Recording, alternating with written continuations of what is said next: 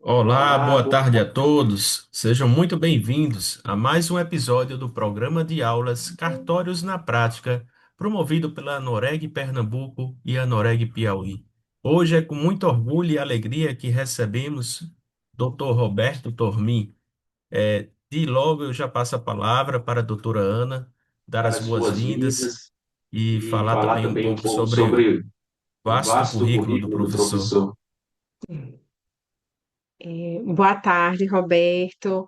Boa tarde, Denise. Boa tarde, todos os colaboradores, notários, registradores que estão aqui presentes hoje. Nosso presidente, André Vilaverde, nos prestigiando, Roberto Lúcio, Josi, nosso vice-presidente.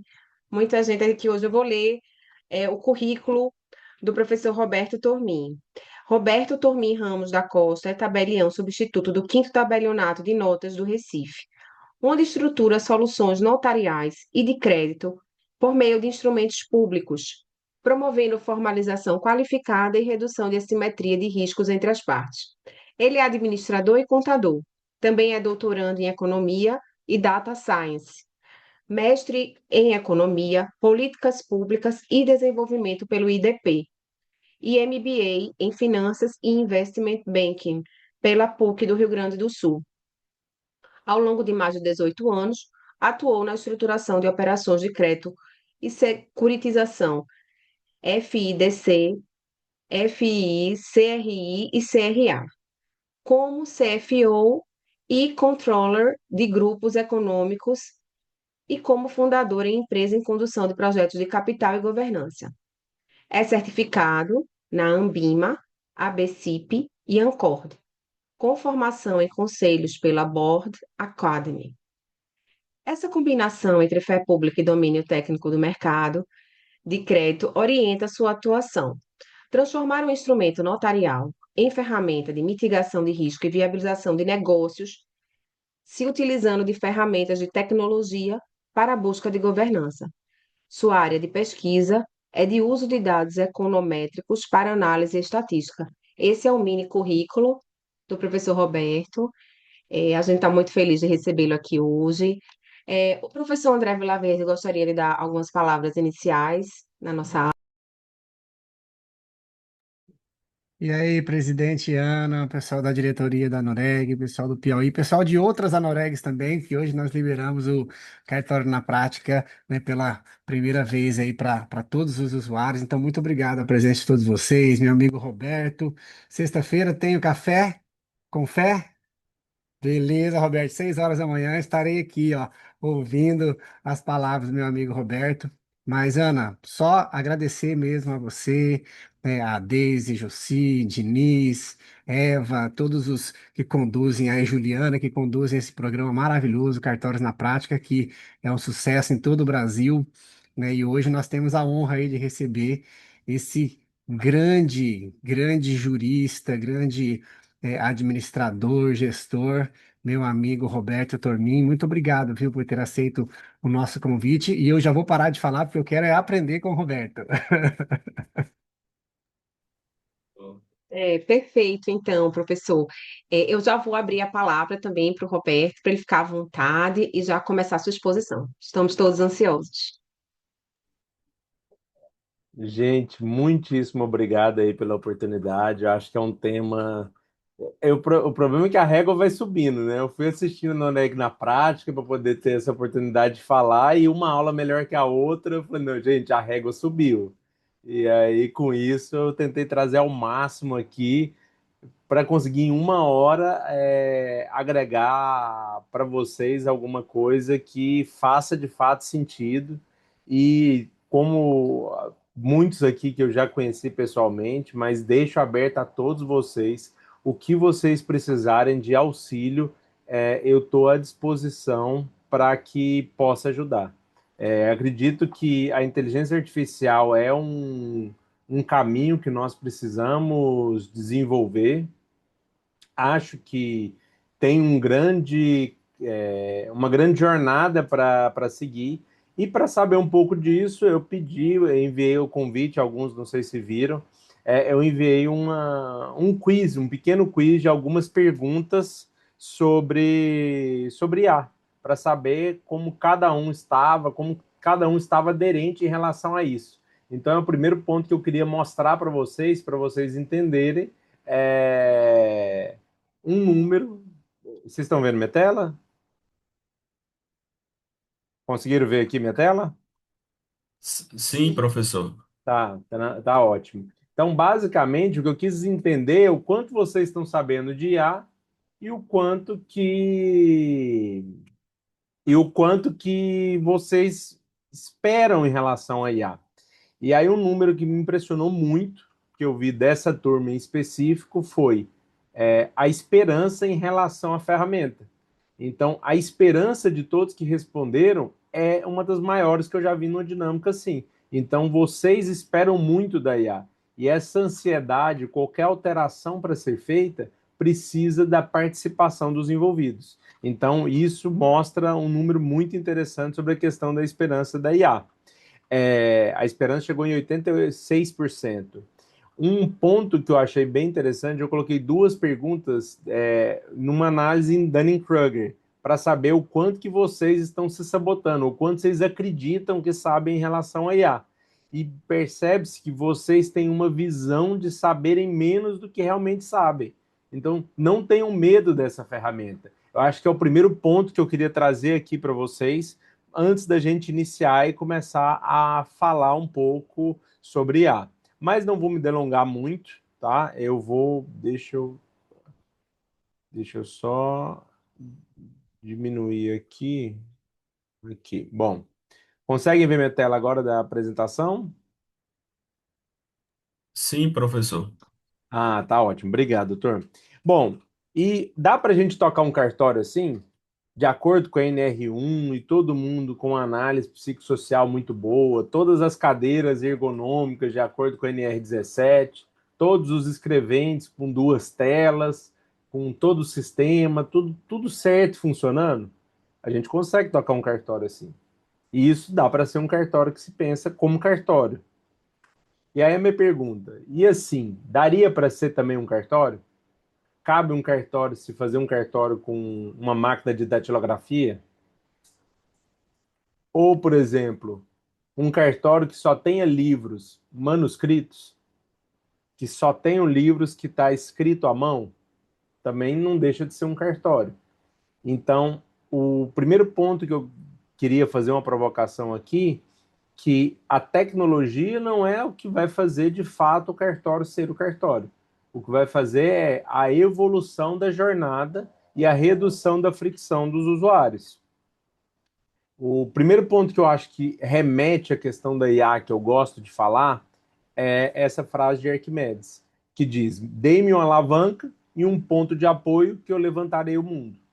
A IA é uma ferramenta, como várias outras que nós já passamos dentro da estrutura do extrajudicial, como foi o scanner, como foi a questão da automatização, como foi a internet e agora a questão da IA. A IA é uma alavanca e nós temos que aproveitar o máximo dessa alavanca.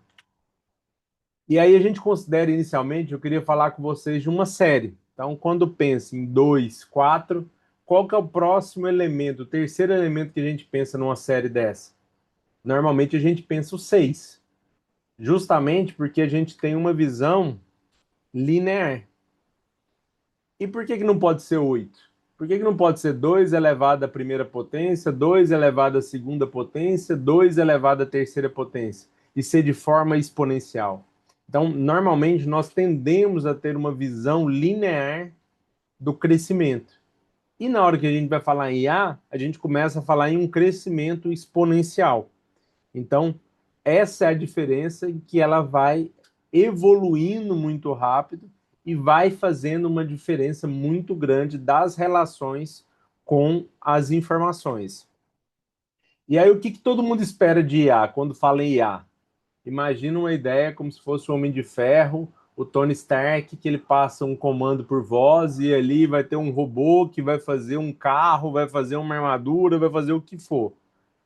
Mas a inteligência artificial está muito mais próxima a isso. Inteligência artificial, pessoal, são probabilidades. A ideia de neurônios artificiais se iniciou em 1943. eram modelos teóricos matemáticos, se começava a se desenhar escolhas a partir de probabilidade. Em 1950, o pai da computação, que é o Alan Turing, ele fez um desafio que ele falava que era o teste de Turing, que permitiria determinar se uma máquina pode ter um comportamento inteligente semelhante ou indistinguível do comportamento de um ser humano. Quando a gente passa alguns viés, por exemplo, a lei de Moore, que eles falam que o processamento vai dobrar a cada 4 anos, é a visão que se tem da questão de processamento, então a inteligência artificial não é algo novo. A infraestrutura para fazer com que ela seja viável é algo novo. E aí a gente tem um período que a gente iniciou e viu a velocidade que ela cresceu. E como é que funciona uma LLM? Por que eu trouxe esse termo técnico que às vezes vocês podem ver em algum artigo?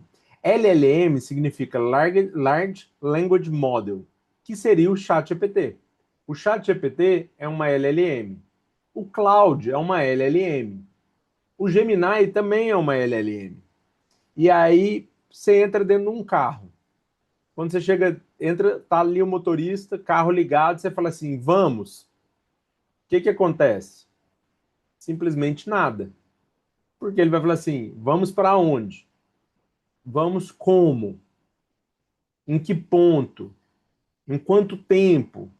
Então, a LLM, ela parte de um pressuposto que ela tem um universo em uma estrutura gigantesca. Mas ela só é útil quando a gente sabe fazer a pergunta. Então, quando eu quero falar sobre IA, o primeiro ponto que eu quero trazer para vocês, a provocação, é vocês precisam saber perguntar. A partir do momento que vocês saibam perguntar, vai fazer com que vocês melhorem a interatividade em relação ao uso da inteligência artificial. E como que a gente vai fazer uma pergunta para uma IA? Em todo o contexto, o que é interessante? Esse livro, para mim, mudou minha percepção em relação a IA. É um livro muito bom do Ethan Mollick. Algumas pessoas que já falaram comigo sobre IA, provavelmente eu já devo ter citado esse livro, que é justamente para que você compreenda a estrutura do prompt. Então, a primeira coisa que você tem que fazer para uma IA, numa LLM ou no chat GPT, que eu gostaria que vocês fizessem ao final dessa aula, era como você espera que ele responda? Você espera que ele responda como engenheiro? Você espera que ele responda como médico? Você espera que ele responda como jurista? Então, a primeira percepção que eu gostaria que vocês fizessem em um prompt é falar o que você espera dele. Então, traga a resposta conforme um jurista na área constitucional. E aí vocês fazem a pergunta. Trazendo um pouco da ideia de vocês na área de jurista, que vocês lembram do campo de Bourdieu. Existem algumas terminologias que em determinados campos existem uma ambiguidade. Então, com isso, você precisa trazer a IA para o campo que você quer discutir. E aí você começa a fazer a construção da pergunta do que você quer. Depois que você faz a construção da pergunta que você quer, você precisa fazer a construção do grau da resposta que você quer. Ah, eu quero a resposta em tópico. Ah, eu quero a resposta nesse formato. Algo, por exemplo, que normalmente, quem nunca, né? Dividir, às vezes, a senha de uma IA específica. E eu e a Eva tínhamos uma mesma conta em conjunto de uma LLM, onde eu fazia pergunta. Aí ela pegava, ela ia fazer, ela não conseguia entender o que estava sendo respondido. Porque eu estava usando a IA para programação. Então, ela me retornava os outputs em resposta em código em Python. E ela não entendia nada do que estava acontecendo. Ela está estragado, deu algum problema, aconteceu alguma coisa. Por quê? Não tem como. Eu falei, oh, mas ele está certo que ele está respondendo. Porque eu determinei uma condução em uma estrutura dessa forma. E aí eu preciso das respostas dentro da estrutura de um prompt, que é o que eu estou buscando. Mas você vai estar buscando outra coisa. E aí a gente conseguiu resolver isso fazendo a cisão de usuário para poder visualizar, porque cada um tinha um nível de output necessário dentro da estrutura da IA. E era a mesma LLM. Era a mesma arquitetura. Então, muito mais do que chegar e falar, mas qual IA que você usa? Um bom pianista toca em qualquer piano, pessoal. Então, um Cloud me resolve, um chat GPT me resolve, um Gemini me resolve. Mas, quando você vai evoluindo, pensando na escala exponencial, algumas IAs existem alguns problemas. A exemplo, as pessoas às vezes, não, eu vou me aproveitar para usar o Adapta. O Adapta é como se ele fosse uma grande conta com vários usuários, como Robertos, como Evas, como outras pessoas em diversos pontos. E ela começa a gerar várias perguntas onde a IA começa a se perder. Então ela sempre fica vaga. Então ela tem um oceano a 1,5 metro de profundidade. Ela não se aprofunda em nenhum tema. E com isso você não dá conta de evoluir o diálogo. E aí, às vezes, você acaba que a gente fala na parte estatística sobre a endogeneidade, que é uma variável explicando a própria variável. E aí, com isso, você vai piorando e deteriorando a conversa. A exemplo disso, que às vezes você pega, não sei se vocês já perceberam no WhatsApp, que vocês escrevem alguma coisa e ele vem com uma proposta de próxima palavra. E aí, se você ficar escolhendo as próximas palavras que ele indicar, você vai ver que na segunda ou na terceira vez, ele vai começar só a mandar palavras monossílabas, ou às vezes até vogais ou artigos. Então, ele só vai mandando palavras, conectores sem sentido, porque ele perdeu a memória curta. Isso, não vou entrar muito nessa parte, programa para 1 hora é muita coisa, mas seria a parte de um gradiente decrescente, que é uma forma da arquitetura da IA. Mas, bom, o LLM, que é o ChatGPT, o Claude, etc., é um Large Language Model e você precisa aprender a perguntar. E aprender a perguntar é montar uma estrutura de prompt, porque é a mesma coisa se entrar numa biblioteca. Todos aqui provavelmente devem adorar uma biblioteca, mas você entra numa biblioteca e você sabe que a resposta que você precisa está no segundo parágrafo da página 15 de um livro que você não sabe em qual andar que está, você não sabe em qual modelo, onde que estaria, qual formato, se ele vai estar disponível, se não vai estar, e aí você vai acabar tendo conflitos em relação a isso. Com isso, a gente parte para um outro pressuposto,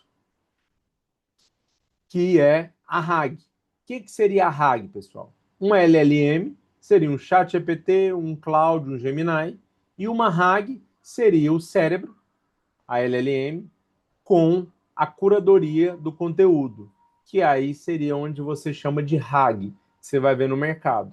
Então, uma LLM é uma linguagem, um Large Language Model, e o RAG é essa linguagem com conteúdo, com curadoria. E aí, o que eu gostaria de convidar todos vocês? Esse é um voucher de uma RAG que eu fiz especificamente para o extrajudicial. Esse conteúdo específico era um conteúdo que a Eva, quando ela estava em um ofício único, ela tinha várias áreas, especificamente ela tinha uma curadoria muito grande de conteúdo e eu queria criar uma estrutura para facilitar com que a equipe conseguisse se desenvolver. E essa é a RAG. Nós vamos tratar um pouquinho mais à frente sobre governança, mas um ponto que vale a pena falar é o que é o maior problema das LLMs, especificamente? É o uso da informação para teste ou vazamento de informação. Essa RAG especificamente era uma grande preocupação nossa, era justamente eu não posso vazar dados, eu tenho que estar de acordo com o LGPD. Então, ela roda o modelo, apesar da estrutura da rede neural e acesso ao acervo, mas ela utiliza a memória RAM do computador.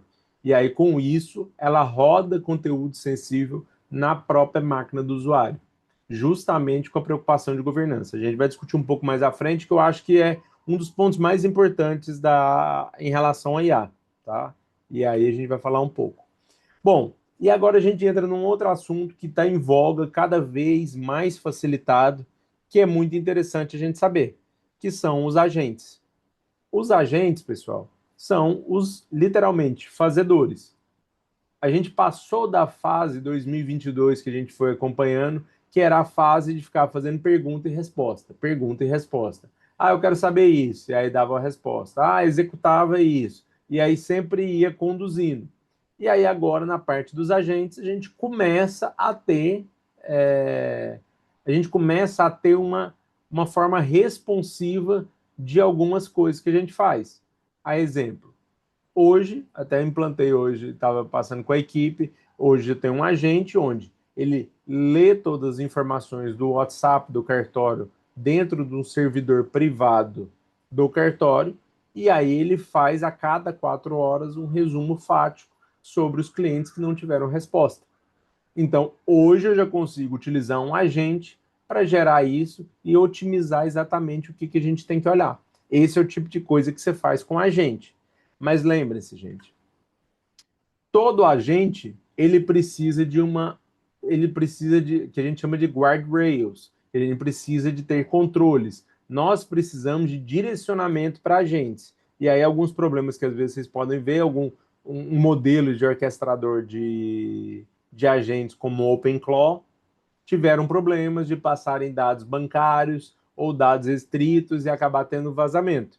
Então, esse é um problema para a estrutura de agentes. Aí, dentro da estrutura de governança, você precisa ter um nível de controle em relação a isso. E aí, para fazer uma piadinha que eu trouxe, o GRU. Então, os minions, eles funcionam, mas eles precisam de um direcionamento como o GRU. E aí é a ideia que eu gostaria de trazer para vocês em relação qual é o modelo para ter uma condução de agentes trabalhando para você. E aqui eu acredito que seja a cereja do bolo. Por que a cereja do bolo? A cereja do bolo porque nós vamos ter várias fontes de informação que nós discutimos. Uma RAG, essa RAG ela está usando o cérebro, utilizando o acervo com as informações que houveram uma curadoria. Com essas informações, a gente está dando músculo, a gente está dando braços para que os agentes conduzam e a gente tem uma estrutura orquestrada em relação à conexão de diversos pontos desse. Então, a gente tem a conexão com o sistema do cartório, com o Google Meu Negócio, com a informação que algum cliente envia, com um canal de um e-mail onde recepciona a informação, ao WhatsApp do cartório para ter essa informação e a gente vai consolidando todas essas informações e fazendo um melhor uso disso. Por que é tão importante uma estrutura como essa? Porque você começa a não ter vazamento de dados. Os seus dados não estão como terceiros em todos os pontos. A partir do momento que você qualifique, tem toda a jornada em relação à operação, você consegue tirar alguns insights, você consegue ter algumas informações da sua operação como um todo. Hoje, as empresas na iniciativa privada é o que estão fazendo. 75%, no último ano, 75% dos novos sistemas não foram gerados por engenheiros de software. Foram gerados por pessoas por meio de estrutura pessoal que entendiam da atividade fim. Ninguém entende mais da atividade fim do que vocês mesmos.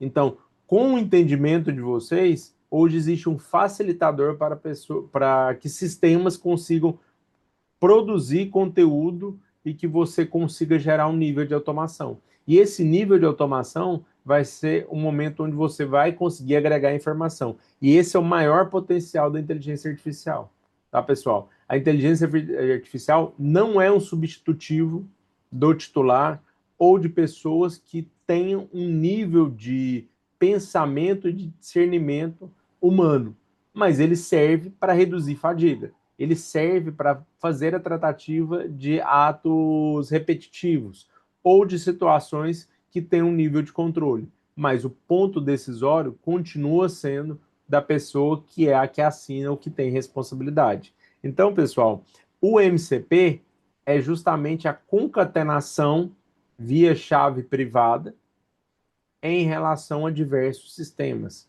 E aí, quando você consegue agregar isso, a gente está falando da cereja do bolo.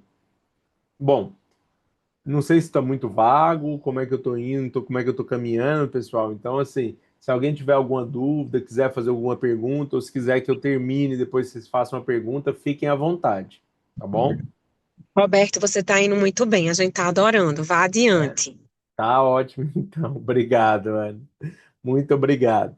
Mas bom, agora que eu quero falar com vocês o santo graal da IA.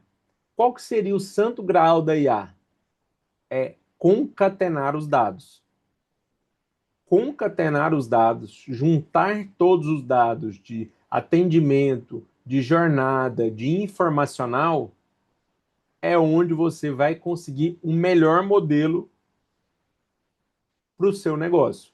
E aí eu quero falar um pouco para vocês de fidúcia da informação. Resolvi pegar os 3 grandes modelos de LLM e aí eu fiz uma simples pergunta. Alguém me tira da minha casa sem escritura? Não segui nada do que eu falei com vocês, né? Não fiz a arquitetura do prompt, não discuti nada, eu simplesmente fiz uma pergunta simples. E aí o chat GPT me respondeu. Depende da situação. A falta de escritura por si só não significa que alguém pode tirar a sua casa. Isso é um ponto e ela descreveu e ela trouxe várias informações. Mas aí também eu resolvi perguntar para o Cloud. Alguém me tira da minha casa sem escritura?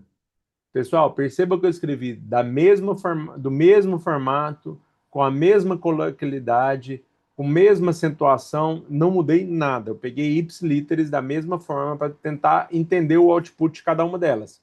E aí, o que o Claude me trouxe? Depende da situação, mas sim, é possível, embora não seja automático nem simples para quem quer te tirar. Eu vou explicar os principais cenários. E aí ele veio detalhando vários pontos em relação ao que ele achava.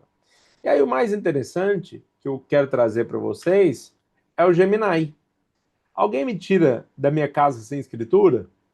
Aí a resposta do Gemini: não, ninguém pode tirar da sua casa à força só porque ela não tem escritura. E aí, qual que é o primeiro ponto que um leigo pega? As 3 primeiras frases, principalmente se for algo que está de acordo com o que ele espera. Então, se ele conseguiu uma aceitação do que ele esperava ter de resposta, ele para aí. Ele não lê o restante. E aí, um ponto que eu quero trazer para vocês aqui, principalmente, são as fontes. Então, quais são as fontes que vieram? Veio do YouTube, veio do Instagram, de pessoas que não tinham necessariamente o devido discernimento para trazer a informação da forma correta. E é isso que está acontecendo. Porque hoje 88% da população não se utiliza mais para se fazer pesquisa no Google. Ele se utiliza de algum tipo de LLM para fazer questionamento. Por quê? Um Google foi encharcado com a questão de publicidade. Então as pessoas saíram da estrutura de publicidade querendo fazer perguntas para IA. Numa adequação como essa, você vê uma situação como essa da Gemini. E aí eu trago para vocês uma provocação. Essa, salvo engano, saiu, nós estamos em agosto, saiu em junho, essa reportagem da Época Negócio. Empresas de IA compram livros raros para treinar seus modelos e digitalizam conteúdo e destroem exemplares físicos. Então, as grandes empresas de IA, elas estão comprando livros anteriores a 2022 porque tem a escrita humana. E aí eu queria saber de vocês se algum de vocês tem algum livro escrito por humanos antes de 2022 no acervo de vocês. É o primeiro questionamento que eu já trago. Então, imagina o grau de riqueza que vocês têm dentro da estrutura imobiliária, de sucessão, de registro civil, dentro do acervo de cada um de vocês no extrajudicial. E aí o poder dos dados são tão importantes que o quinto andar sentou com o NR para dialogar sobre inovação no mercado imobiliário. Mas por que a discussão da inovação está partindo do Operador Nacional de Registro, que tem a informação das matrículas? Justamente porque a ONR hoje está consolidando os dados de forma nacional.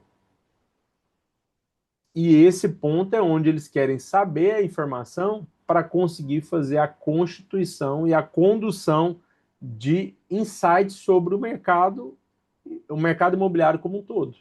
E essa informação é muito rica a partir do acervo de todos os cartórios.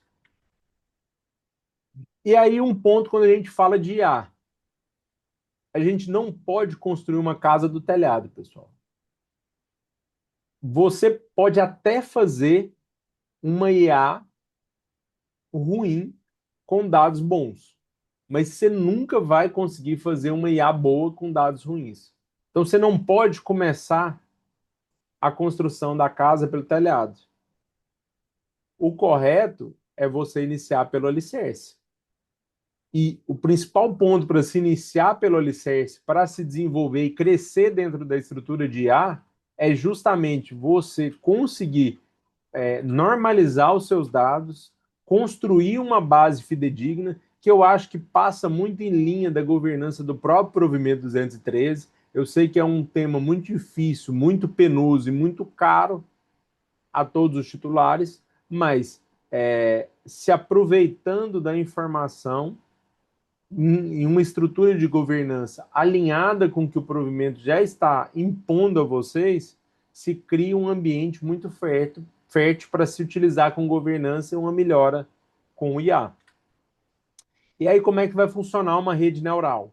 Uma rede neural, ela parte da organização dos dados, que normalmente todos os cartórios já vai ter isso em maior ou menor grau, em alguma forma digital ou às vezes analógica. Esses dados, eles vão gerar conhecimento e aí você consegue fazer uma compreensão probabilística da inteligência artificial. Com a inteligência artificial, você gera o aprendizado à máquina.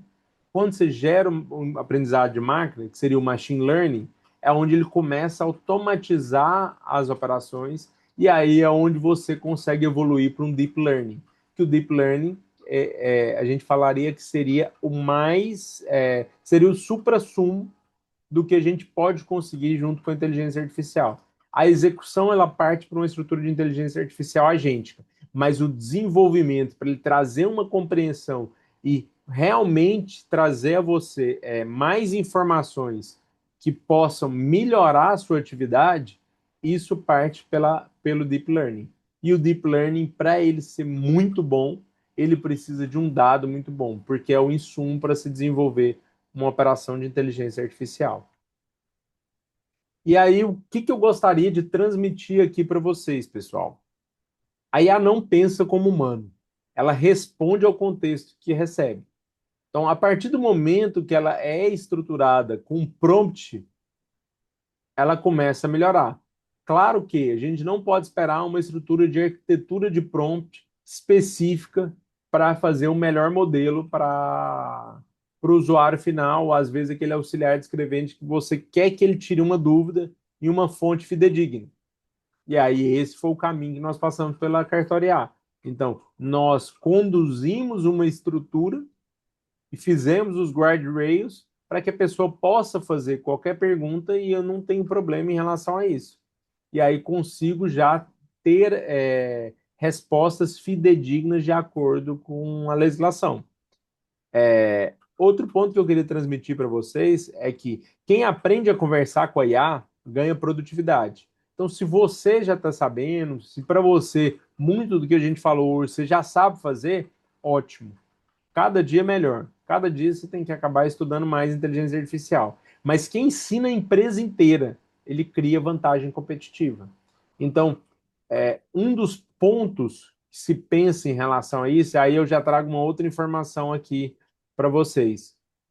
75% dos advogados no Brasil, uma pesquisa da FGV Direito SP, 75% dos advogados do Brasil hoje já se utilizam de IA no seu trabalho diariamente. Então, eles já têm por hábito usar a IA. Teve um encontro da SMAP aqui em Pernambuco, onde 77 tribunais do Brasil, TRTs de diversos estados, o Tribunal Superior do Trabalho, STJ, teve pessoal do STF, teve pessoal do CNJ, teve pessoal de todos os TJs do Brasil, todos estavam discutindo a inteligência artificial no FIAGE para justiça. Mas para o extrajudicial, faltavam nós estarmos com mais presença. justamente para entender qual conteúdo ainda a gente pode acrescentar. Então, quando você consegue fazer a empresa comunicar com a IA, ela cria uma vantagem competitiva. Ela consegue começar a desenvolver uma inteligência conjunta. E essa inteligência conjunta, com memória, você começa a ter um crescimento exponencial. O futuro não pertence ao cartório que compra mais tecnologia, tá, pessoal? Às vezes é um contrassenso, porque normalmente é, quem quer te falar sobre tecnologia, ela está querendo te vender um produto. E não é você comprando mais tecnologia que você vai fazer um cartório mais competitivo. Acredito que pertence a um cartório que reorganiza seus processos.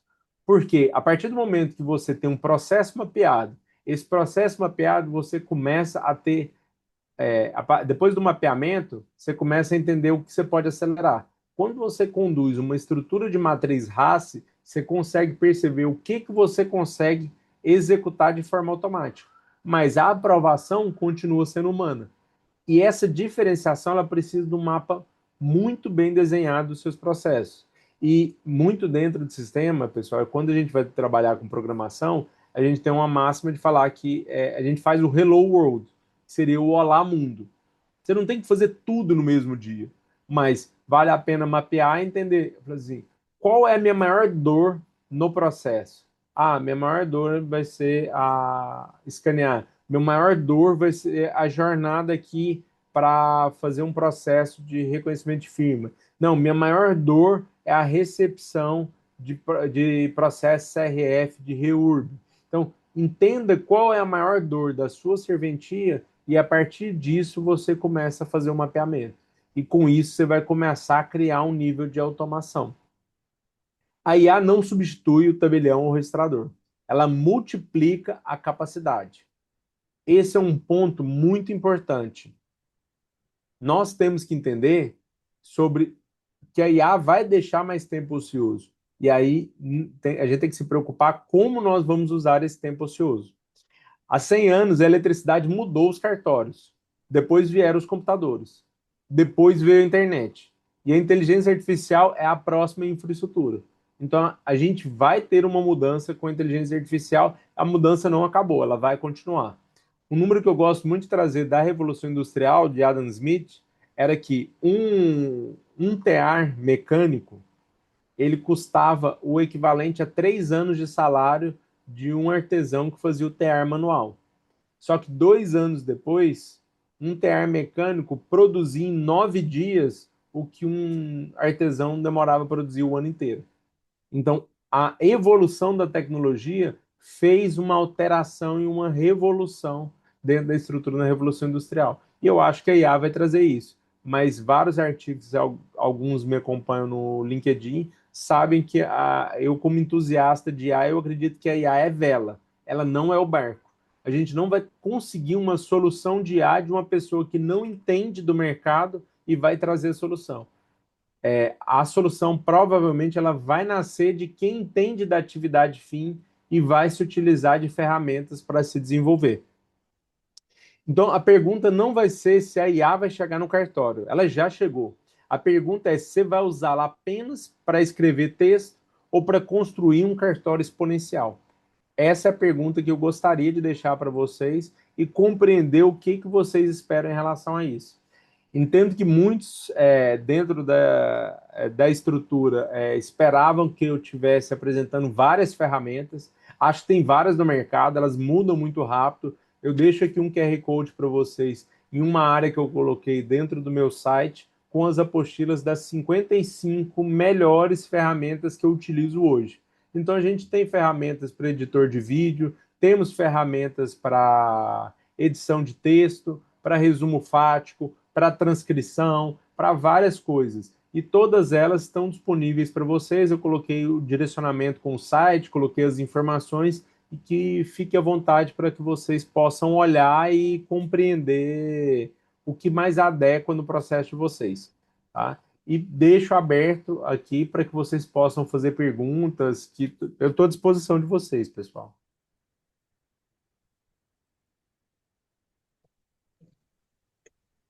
Josi, É você que vai Oi, conduzir. Ana, tudo bem? Como é que vai? Perfeito. Olha, Ana vai Oi, precisar sair doutor. agora um pouco. Ela conversou comigo aqui no Zap, em particular. Fica à vontade, Ana. Obrigado por me franquear a palavra. Doutor Roberto, não tenho o privilégio e o prazer ainda de conhecê-lo pessoalmente, mas eu estou realmente impressionado, muito impressionado mesmo, não só com a profundidade e a densidade do conhecimento que o doutor tem e possui, mas da erudição, da versatilidade em várias áreas, em vários ramos, que é justamente o que o senhor veio nos apresentar aqui.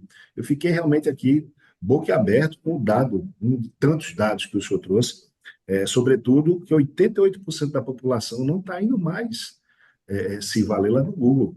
Ele vai na IA e vai se saber onde que a IA está indo buscar esses elementos.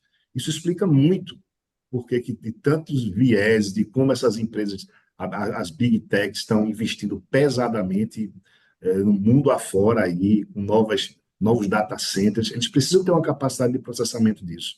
E isso é muito assim, se por um lado é uma ferramenta fantástica de otimização, mas muito preocupante também, porque quantos interesses aí da indústria, de tantos ramos de atividade, em estar conduzindo viés e determinando como que a população vai se informar ou se conduzir.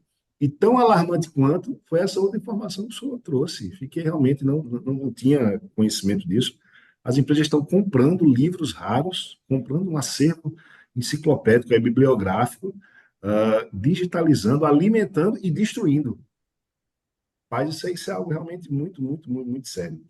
Mas aqui trazendo para o eixo judicial, queria parabenizá-lo pela profundidade, pelo didatismo, pela generosidade de compartilhar com todos os colegas. Acredito que todos aqui estejam também super satisfeitos com a sua explanação. Eu ia pedir a licença para ler aqui um comentário, uma pergunta que um colega fez ao longo da sua exposição, tá certo?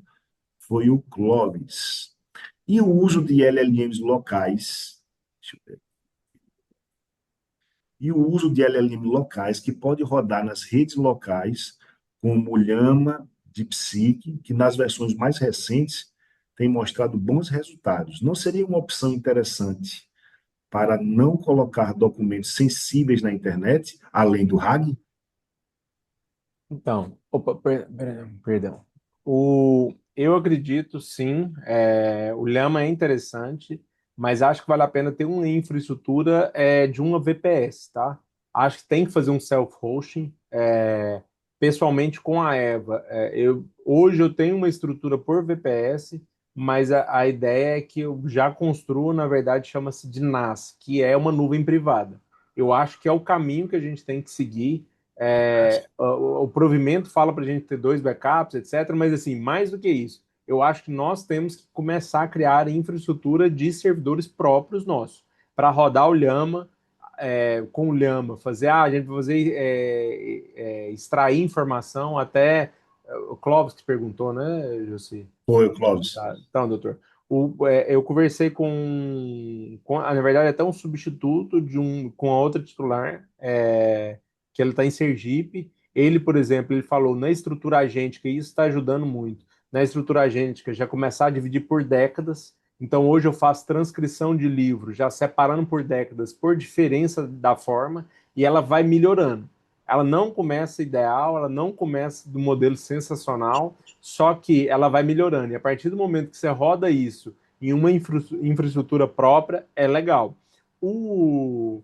É, a minha preocupação um pouco com o Llama é que ela é. Apesar que a gente tem que preocupar com todas, mas o Llama ele é chinês. Tem a estrutura da infraestrutura do DeepSeek. Mas eu utilizo a estrutura de algumas LLMs, eu não uso só um modelo, rodo dentro do modelo local, dentro do meu servidor, justamente para não ter vazamento de dados. É uma preocupação que eu tenho em nível de encriptação e Perfeito. tudo para não ter vazamento de dados. Mas o Llama é uma solução muito melhor que você jogar no chat GPT. Acho que assim, se já está rodando numa máquina local, faz muito mais sentido do que um chat GPT. Perfeito, perfeito. Obrigado, professor. O nosso presidente, o André Vilaverde, levantou a mão. Vou passar a palavra para ele aqui. Meu presidente. Obrigado, Jussi. Obrigado, Roberto, por essa Aula magna, que exposição sensacional, viu? Porque a gente consegue encontrar em você, Roberto, uma pessoa que tem um conhecimento extraordinário, algo assim, e que consegue passar com muita facilidade. Isso é o mais difícil, né? Consegue explicar algo difícil de forma simples, simples e que todo mundo compreende. E eu queria, te provocar também, viu, Roberto?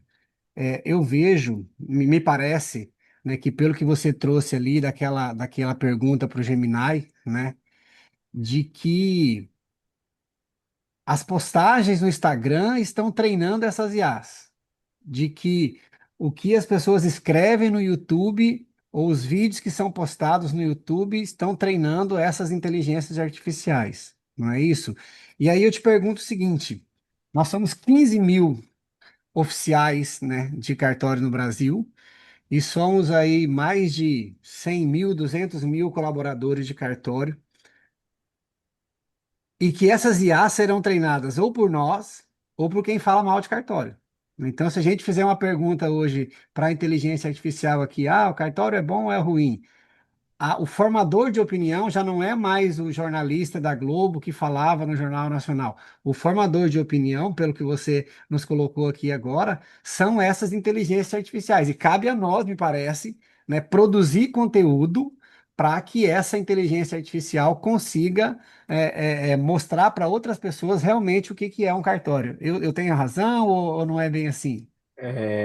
Vila, muito obrigado pela provocação. Acho que é muito pertinente, tá? E aí eu te falo o que que é o trabalho que a gente está fazendo, que o conhecimento, a gente tem que usar o conhecimento que nós temos, né? Então, o conhecimento que eu tenho, eu sei o potencial que tem. E aí, dentro do quinto tabelionato de notas, eu uso a estrutura para fazer uma revista com os dados.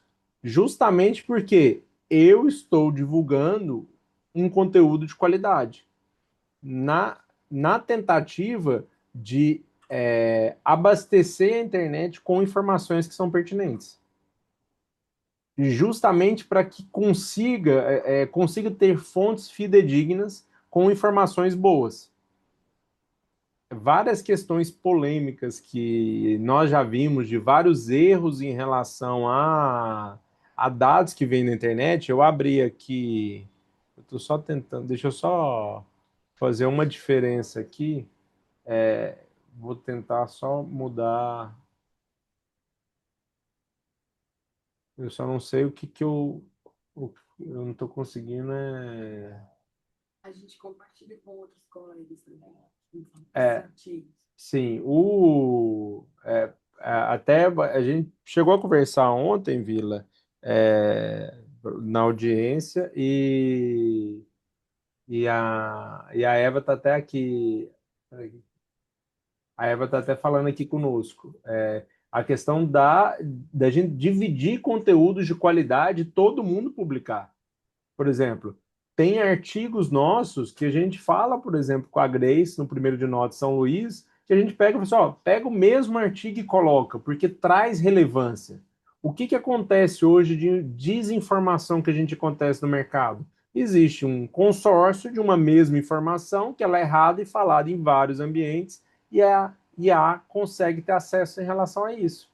O que está acontecendo é justamente isso. Então, aí, eu vou dar o exemplo para vocês do que eu perguntei. É exatamente aqui, ó.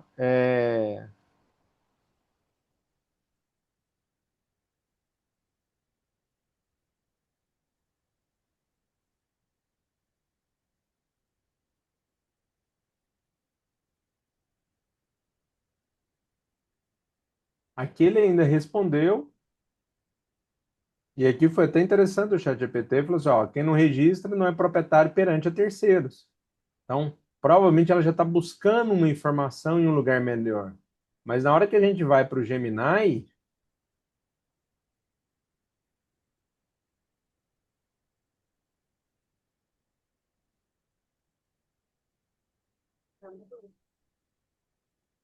aqui, sim, você pode perder sua casa se ela não tiver escritura e registro em cartório.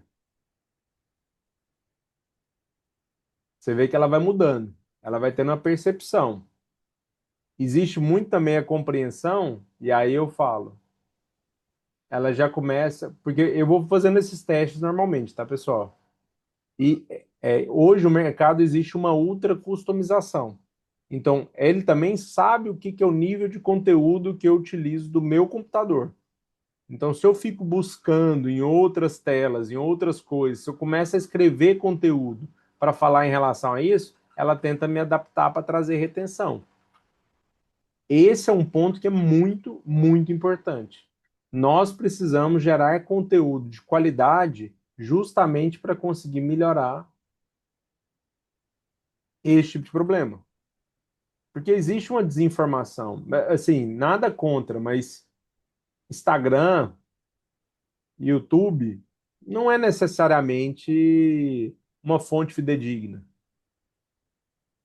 Quantas foram. Roberto, Sim, pode falar, André. complementando aqui o que você estava falando, né? Aí eu perguntei para o Gemini também aqui, porque você mostrou ali que ele busca mais informações também em redes sociais, né?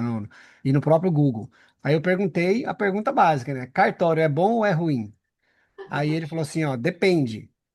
Se você trabalha ou é dono de um cartório, tabelião, registrador, se você é a sociedade ou se você precisa do serviço.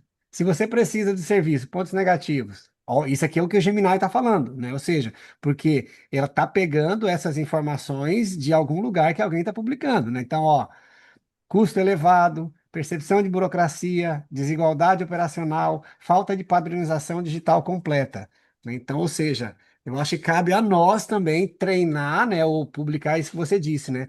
É. Utilizar da grande capilaridade que nós temos e do grande capital intelectual que todo mundo tem, né? São 15 mil oficiais, mais de 200 mil pessoas que trabalham em cartório e pessoas com muita capacidade intelectual que podem produzir artigo, que podem falar realmente o que que é o cartório, né? E eu sei que você sempre gosta do entregável, eu também acho que é por isso que nossas conversas são tão produtivas, André. Eu me comprometo a auxiliar pessoalmente a gerar um nível de conteúdo e disponibilizar para todos da Norec que queiram perpetuar algo que seja informacional, algo que de fato gere um conteúdo para, vamos dizer, um consórcio do bem, para explicar que registro de imóveis parte de escritura pública até 30 salários mínimos, de acordo com o artigo 108 a gente tem que reverberar isso. A gente É, tem que reverberar para a população que não adianta você passar a vida toda para comprar um imóvel, mas você não fazer a poupança geracional para o seu herdeiro, porque você quis economizar 3 ou 4% do que você acha que faz sentido. E aí você perfeito. abre mão da segurança, você abre mão da poupança geracional e se torna, fica à mercê dos outros. Quase todas as minhas aulas eu digo que cartório faz três coisas. Ela protege identidade, ela publicita força de vontade e protege propriedade privada. Até o mais xiita do liberalismo econômico, se quiser falar de Mises, de Milton Friedman, se quiser falar de Hayek, em todos os modelos de teoria econômica, uma das únicas premissas que tem no estado microscópico é propriedade privada. E quem protege propriedade privada no país chama-se cartório. E isso tem que reverberar em todos os fóruns para todo mundo escutar. Porque você já me viu repetir isso, Vila, e repito novamente aqui: o poder não tem vácuo. Então, Sim, quais sim. são as motivações para diminuir a projeção dos cartórios? Para se tornar mais simples, quem não está tendo risco moral. Risco moral é uma terminologia até da economia, mas quem de fato não incorre o risco moral em relação àquela situação. Eu falo, assim, sou um entusiasta, adoro mercado financeiro. Minha especialidade é dentro de áreas de mercado de crédito. Ainda deixei, coitado, fui mandar meu mini currículo, dificultei para a doutora Ana aí, falar em CRIF, CRA, mas todos são recebíveis imobiliários estruturados, são valores imobiliários de crédito, mas todos esses que fazem sentido incorrem por um processo de formalização. A maioria dos problemas e a maioria das fraudes que se vê do mercado financeiro é a ausência de formalização. E a ausência de formalização passa por um momento que suprimiu as etapas de algum cartório em algum tipo. Que seja um RTD, que seja um RI. Nem falo só da questão do tabelionato de notas, que hoje as operações normalmente se fazem por instrumentos privados. Mas a ausência de um terceiro para, de fato, trazer fidúcia, ela piora. E a partir do momento que ela piora a formalização, ela encarece o custo do dinheiro. Porque o custo do dinheiro meramente é uma precificação de risco. Então, o cartório, é muito caro. Mas peraí, mas a visualização disso, qual que é o tamanho da representatividade do custo cartório Brasil? Não estou nem falando do retorno ainda que tem de imposto de renda e dos selos para os tribunais de justiça. Mas o custo cartório Brasil, ele não representa nem o volume do que a maior instituição do Brasil investe em TI. Hoje, o que gera de arrecadação, todos os cartórios do Brasil, e detalhe, ele cuida da parte de registro civil, não estou nem falando isso, porque às vezes tem uma ideia de algo, mas assim, considerando todos os cartórios do Brasil, a arrecadação de todos os cartórios do Brasil é menos do que o Itaú investe em tecnologia. Não estou nem Perfeito, falando meu de amigo. lucro, porque é o lucro líquido de um trimestre, mas ninguém acha que não é imprescindível a estrutura bancária. O problema é E por isso, cartório? né, Não é. Roberto, que é importante, né? E você trouxe essa semente aqui, né? E me parece que nós estamos num momento da humanidade, e para os cartórios, o momento perfeito, o momento ideal, né? O momento em que nós temos a capilaridade muito grande, grandes intelectuais, pessoas que escrevem, pessoas que formam opinião, só que essas opiniões elas precisam estar onde essas inteligências artificiais vão buscar as informações, né? Então que isso incentive as pessoas a, igual você fez aí a revista do cartório, a Noreg tem a revista semanal, e a gente publica isso para dar informação para as pessoas, mas não adianta só a gente ficar conversando entre a gente, né, Roberto? E não publicizar isso e não colocar isso para as pessoas, colocar nas redes sociais, colocar aí na internet, que é onde essas IAs aí, pelo menos para formar a opinião que estão buscando informações, né? Cartório é a ponta da lança da política pública, Vila. Assim, vocês fazem política pública na veia. Registre-se é política pública, reurba é política pública, uso capião é política pública, e é o que está fazendo para melhorar a sociedade como um todo. Mas acaba sendo a Geni, né? Que a gente só apanha, mas o importante é a E gente dar viu, publicidade. viu, doutor Roberto? Licença, Vila. Eu achei fantástica a expressão cunhada pelo doutor Roberto, um verdadeiro consórcio do bem. E aí realmente a gente tem que se engajar, porque o cenário é muito preocupante mesmo, mesmo. Apenas a título de sugestão, a gente poderia bolar, sobretudo, situações de tentativas de golpe, tentativas de fraude, que se não fosse o trabalho que todo mundo diz que é burocrático e meticuloso e qualificado do cartório, aquele golpe se implementaria, o fraudador, o falsário ia ter êxito. A gente tem que começar, na minha maneira de ver, começar a criar esse anticorpo no sistema para ir alimentando numa corrente do bem situações em que o serviço extrajudicial, o sistema de justiça extrajudicial no país preveniu, coibiu, protegeu, avisou as autoridades competentes, apenas a título de sugestão. Doutor Roberto, eu estava observando aqui o chat, todo mundo muito massa, excelente, sou pesquisador, excelente exposição, parabéns. Eu queria pedir licença ao nosso presidente Vila para ouvir, se for o caso, o doutor Roberto Lúcio. Acredito que ele esteja por aí, queira dar uma palavrinha. O pessoal fique à vontade também para se manifestar. Rapaz, toda vez que vocês elogiam o Dr. Roberto pela palestra, o Dr. Roberto pela palavra, eu recebo um pouquinho, sabe? Assim, eu fico todo satisfeito. Pensa num xará de alto prestígio que eu arrumei, que é isso?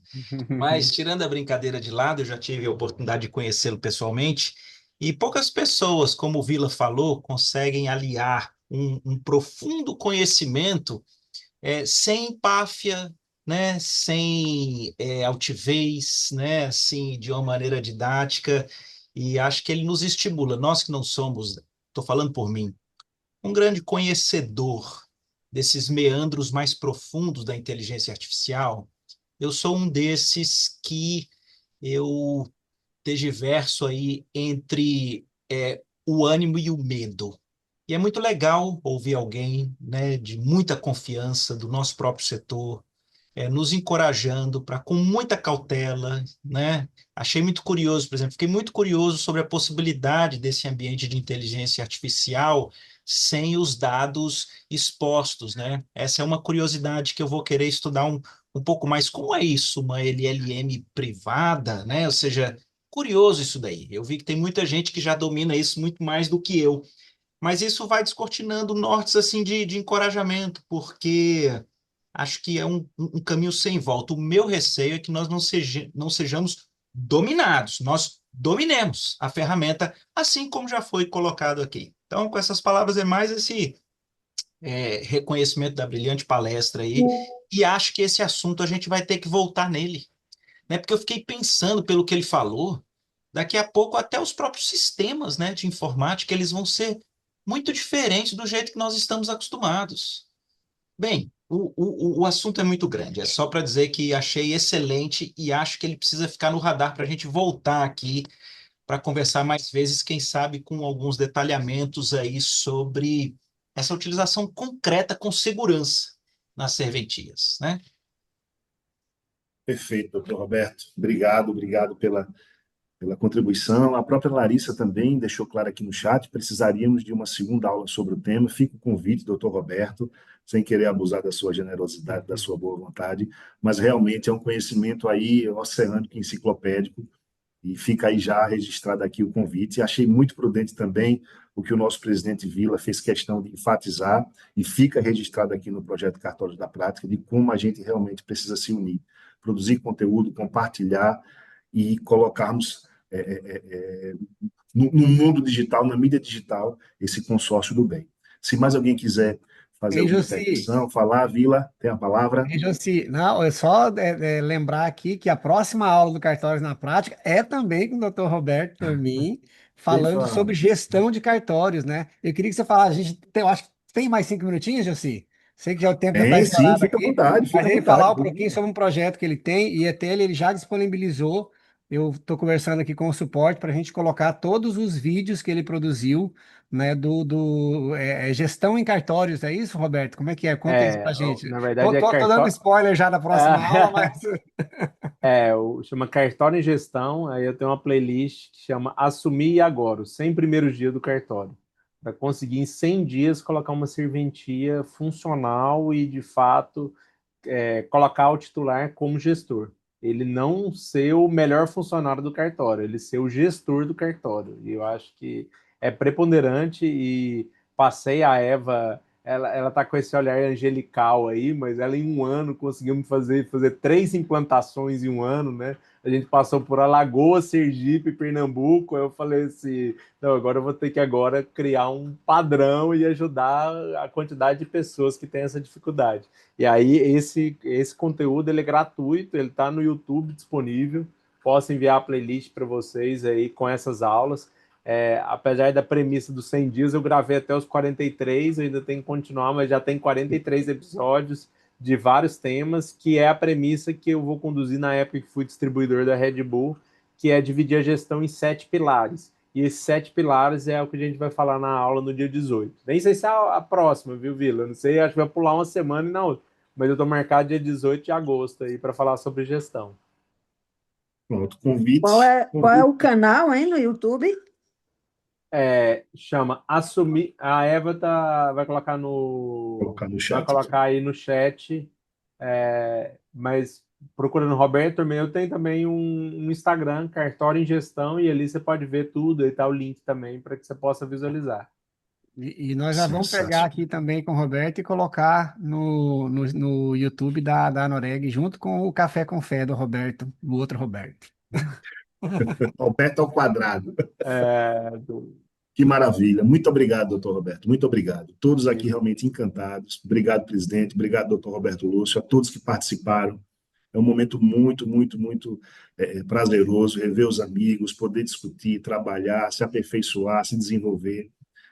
A Noreg realmente tem feito um trabalho com muito carinho, muito zelo. A gente se empenha, se dedica. A Noreg somos todos nós, cada qual com sua contribuição, com sua demanda, e é por isso que tem dado certo. É o verdadeiro consórcio do bem. A gente tem que disseminar isso aí. Muito obrigado a todos pela atenção. Fiquem todos com Deus. Doutor Roberto, muito obrigado novamente, viu? Vamos encerrando por aqui. Um abraço, pessoal.